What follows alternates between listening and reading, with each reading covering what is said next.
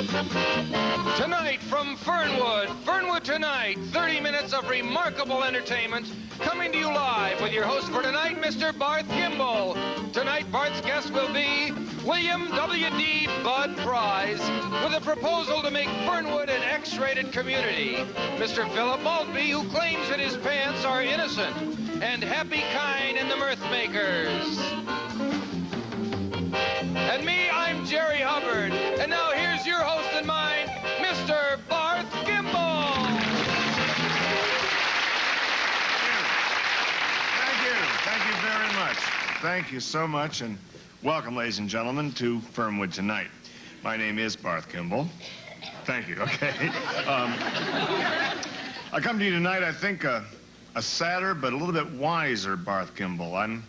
I'm sure that you all are more than aware of the wonderful plans we've been putting together so painstakingly for the first annual Garth Gimble Pro-Am Golf Classic Tournament. Now I'm afraid you're going to be just as, well, as painfully aware of something else. It's canceled. Oh. Hey, lighten up. I'm with you, folks. I am with you.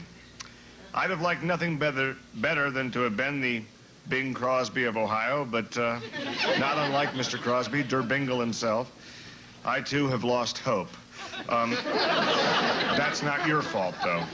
You generous people of Fernwood, you agreed with me that big-time golf in a small-town atmosphere was well worth the $50 a pop we were charging, and you helped me to amass what, to most of us who work for a living, I think constitutes a small fortune in prize monies.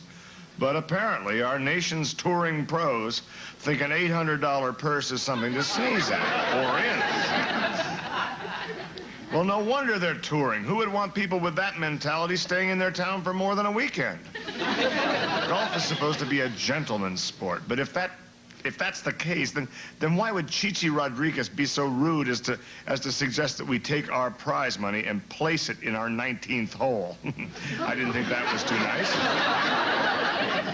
Hey, but let's not wallow in the sand trap. There is a bright side. We've got the $800. And unlike those so-called athletes, I'm not so much of a snob to turn my nose up at 800 big ones. I did a job. I did it the best I could. And when a job is well done, it should be paid for. Yeah, I've learned a great lesson, I think, and I'll be applying what I've learned towards the Garth Gimble Memorial Tennis Classic, which is now in the planning stages. Yeah, we've contacted the William Morris Agency in order to get a hold of Jimmy Connors, and it's common knowledge that Arthur Ashe loves the game, so I think we're in business.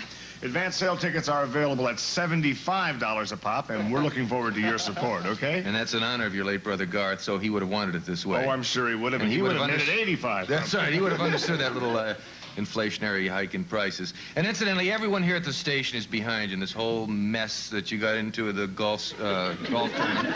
I couldn't help overhearing them coming up. They're really admiring the way you hung on here, persevered. Jerry. They're speaking about you in only the most glowing terms, really. Oh, Jerry, what can I say? That's just terrific. What does chutzpah mean? I believe that means courage, Jerry. It's a Muslim word, and it means courage. Okay. We'll be right back after these important words. Stay with us.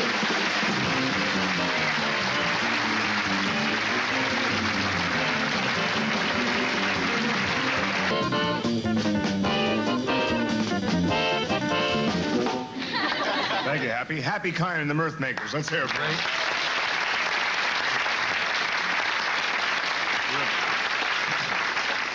When he plays, it's music to my ears. Absolutely. It's supposed to be, I think. Yeah.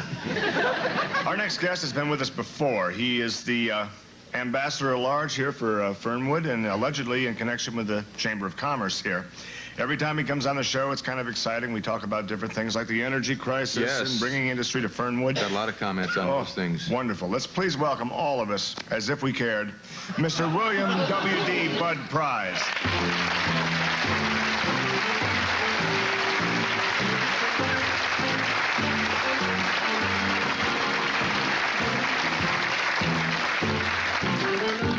Hi, guys. You sure stirred up a furor the last couple of times. Yeah, I tell you, I've been busier than a monkey without a tail. Oh, that's great.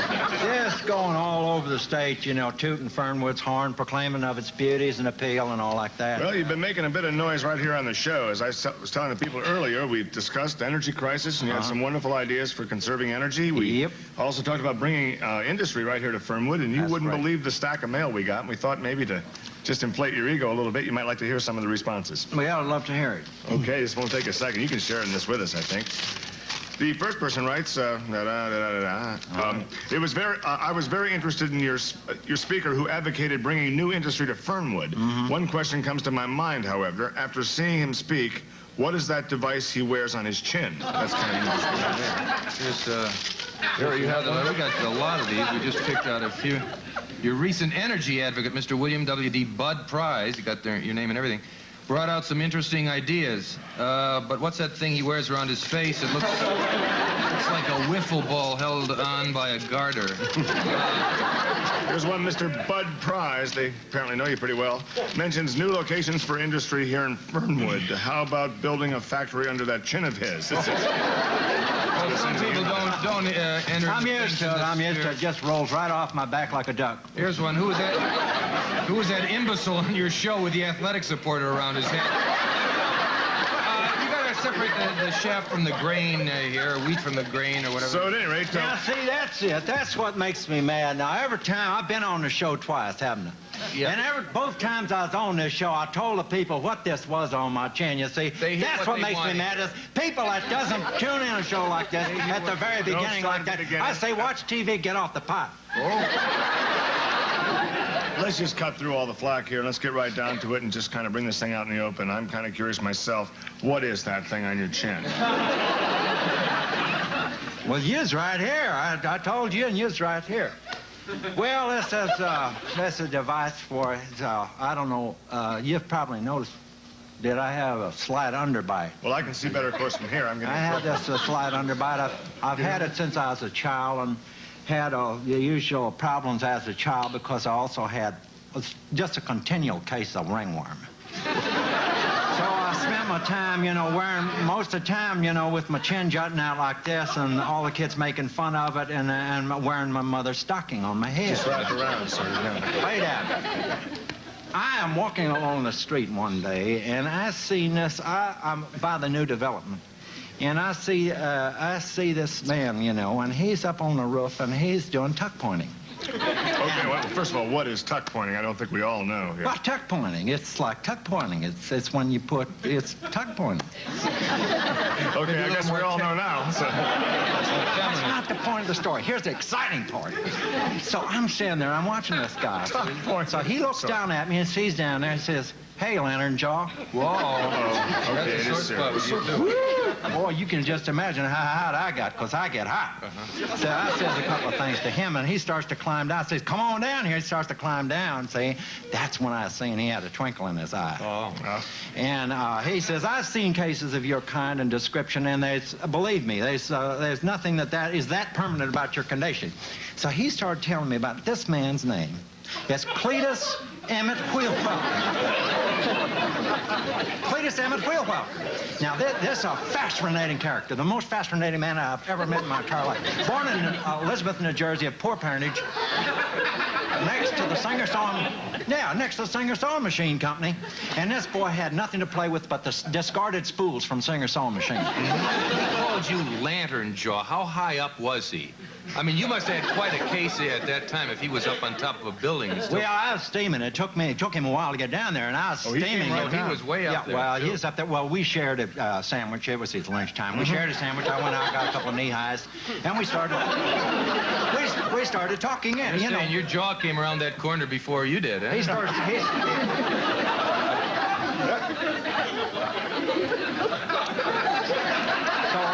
He starts talking about all of these things that he's did in his life.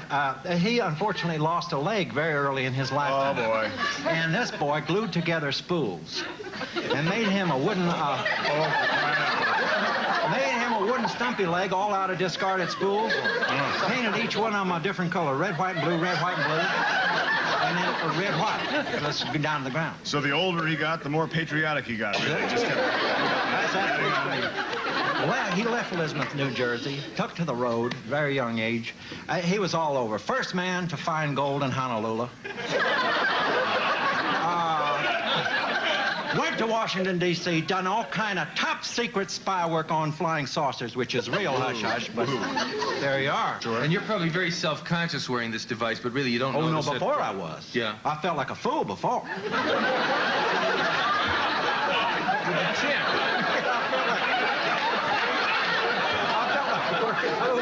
Well, you know, you're self-conscious. Now, you know, anybody who looks at me knows I'm doing something about the handicap. Absolutely. If they even notice the device, really. Sure. Well, you're in your second year of wearing it now. Yeah, well, you know, he just does chinodontia. You know, all them other things he does. Well, he's a fascinating man. You know, he's greyhounding on his way to Gary, Indiana. Cletus was. And got off at Fernwood, said, this is a real nice town. Had him a Brussels sprout layout out by the highway, and then there was the blight of 67. Well, the sprouts never come back right. And closed up the stand on the highway and everything, and just began doing... Same fellow that went off up to the Dakotas there and was dealing with that retirement village in Mount Rushmore, Rio Rushmore? Is that it? Absolutely correct. Putting the housing unit in the nostrils of the various presidents. Said it was open space. Why not? It's away from the wind. Why not live and work under the very noses of some of the greatest Americans who ever lived? He was going in there with one of them big drills, and he's going to clean out all them sinus passages. You had to blow that whole thing right out, though, because I remember the government put its foot down on that, yeah. You get apartments up in the sinus cavities and everything there. It's a shame it didn't work out. Well, they do it in the Statue of Liberty. I don't know Swimming why pools go right down the bridge of the nose. It was great for the kids, but nothing. Just out of interest, for other listeners who might be carrying around a basketball under their lower lip like you are, how long does this have to stay on there? Is it almost off? 8 years, give or take a month or two. 8 years more, including the two? I'm going to tell you something. The moment I take this baby off, it's going to be right on this show.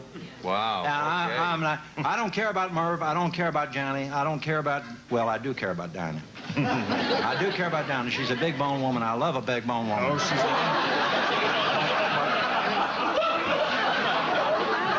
She don't know me from Adams, you know.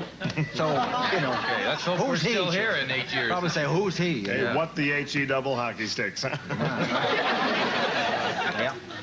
It's great talking to you again. It always has been. Too bad we didn't get a chance to get into this energy situation. I come out, boy, You were also I start to jealous. talking, you know, and I can talk your donkey's leg off. Yeah. And we didn't get into the factory closing nor the fluoride in the water, nor nothing like that. No. What's this gentleman's name again? I forget his name. Cletus Emmett, Will Welker. Sounds like he had a very exciting life. Very interesting life. Really exciting. Fascinating. Where is he now? Well, you know, he's here now, and this device here was made in his garage. Now, believe it or not, this man, we're like this now. You know, we've become real close. Again. I just wanted to So, yeah, we've become real close, and there is portions of that garage that is off limits even to me. Is that right? More spool works? Tighter than a drum. More spool works? He's Well, it's top secret work that's being did for somebody. I don't know. I wouldn't even conjecture about it. Well, I guess this, we think about this, is probably only really interesting to us and Mr. Willwacker himself, so we'll be right back after these words.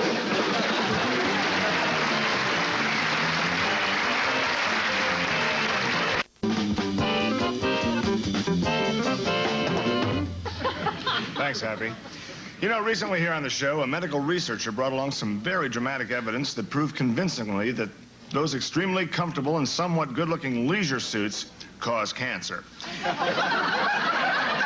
If you remember, he showed us a test case of 100 rats who wore the double knits for a full year and then suddenly just took lunch. Well, Channel 6 has a policy of offering equal time for opposing viewpoints. Consequently, here with a rebuttal to Dr. Van Moot, you remember him, and we won't go into it. Dr. Van Moot's medical research into cancer-causing leisure suits. We have a rebuttal. Phillip Maltby, that's Phillip Maltby from Phil's Fashion Funwear.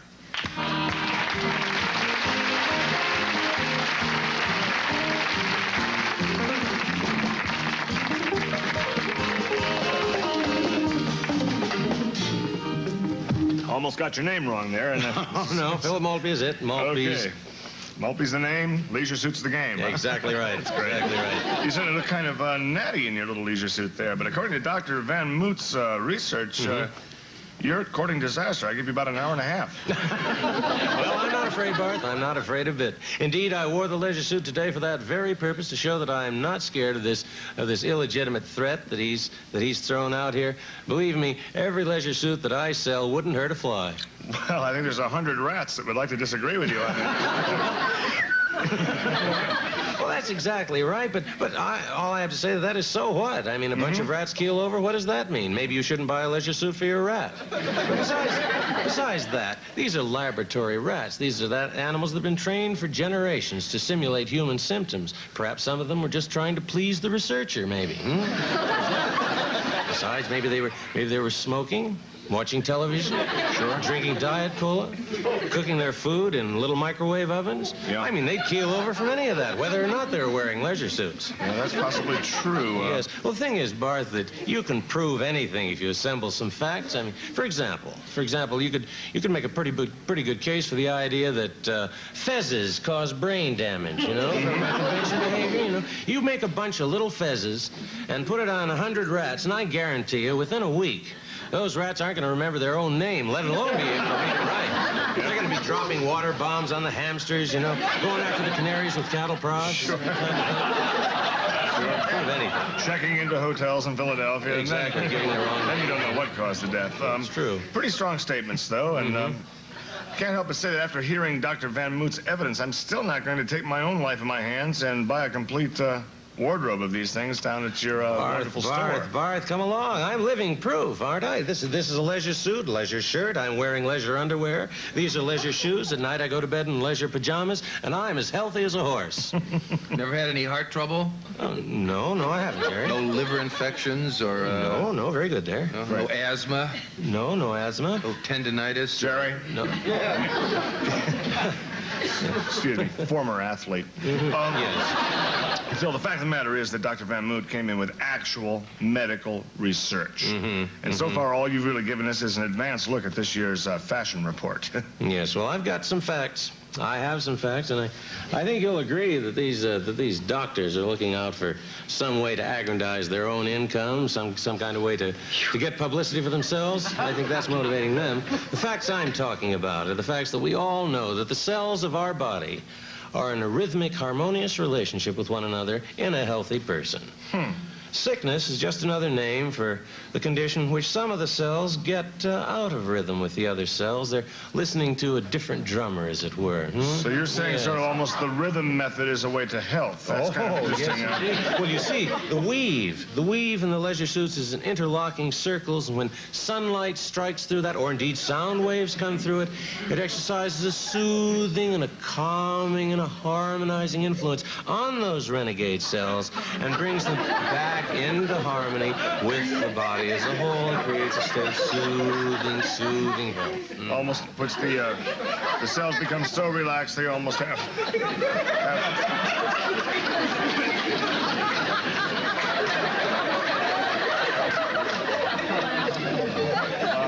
should we speak more quietly? I guess we should. You know, all this. But we're doing a show here. Look at the look on his face. Wide awake. I have to stay awake. You have to, too. It's all right. Don't you ever do it again. No, it's I understand these little sugar always... lift there. Time to get out. No, I'd like... Quite serious, I'm rather interested in this, and you were talking about... Had to do with suits, don't tell me. Yes. Oh, boy. Something about getting sick in suits. That's why you were here. Yes, well, no, suits get you well, actually. Suits get you well. They do get you well. We discovered this. I didn't just come across this. It was because of my mother. My mother. She was in deep trouble. We tried everything, and as a last resort, we popped her into a 34 long there, left her for about a week. Complete remission. She's jumping up and down, knitting, complaining, just as usual. Just hold on. Are you going so far as to say that leisure suits don't cause cancer. You go so far as to say they cure cancer? Barth, I'm not going to rule that out. But we have a research team working day and night in a back room down at Phil's Fashion Funwear on exactly this problem. These are men with advanced degrees in fashion medicine, and I'd like to tell you that I feel my responsibilities in this area very, very strongly, and that's why I am donating 10 cents out of every single Leisure Suit dollar to support this research team. And they're working right now, even as we speak, trying to find evidence to support the idea that leisure suits enhance and improve health. And you sell those suits at almost cost, too, don't you? Absolutely, absolutely. This is no picnic for you. You're really... Yes, I appreciate your mentioning that, Jerry, but I am an entrepreneur. That's what you had this earlier. This is a photograph of your mother wearing a leisure suit here. Can we all see that? That's for sure. She's got a nice smile. Well, I guess for all of you out there, that must be proof. Sounds exciting. Not only exciting, it sounds profitable. I believe in that kind of stuff. I'm sure that we'll all want to come down and visit you at Phil's Fashion Funwear and Medical Center. Is that what you're calling it? Exactly. Research lab? That's great. We'll be right back after these words. Stay with us.